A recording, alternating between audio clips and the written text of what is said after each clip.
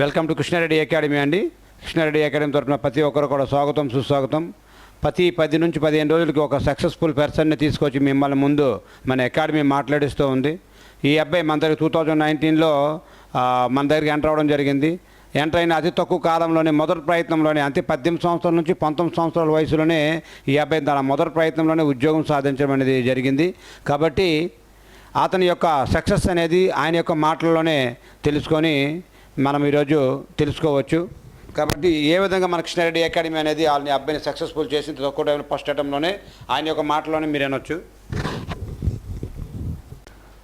Hi friends, నా పేరు రవి, నా సిఆర్పిఎఫ్ జాబు మా విజయనగరం డిస్టిక్ రాజం దగ్గర చిన్న విలేజ్ మాది మునకలవలస గ్రామం.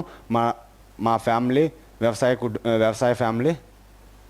మా నాన్నగారు రోజు కూలికి వెళ్తేనే మా జీవనోపాధి జరిగేది.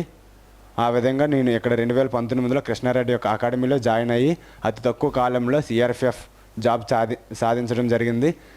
24 అవర్స్ సార్ నా దగ్గరే ఉండి గైడెన్స్ మరీ ఇచ్చి జాబ్ ఎలా సాధించాలనేది సార్ రోజు చెప్తున్న విధంగా సార్ యొక్క గైడెన్స్ నేను ఫాలో అయ్యి సిఆర్పిఎఫ్ జాబ్ సాధించాను. ఈ జాబ్ సాధించినందుకు కృష్ణారెడ్డి అకాడమీకి ధన్యవాదములు.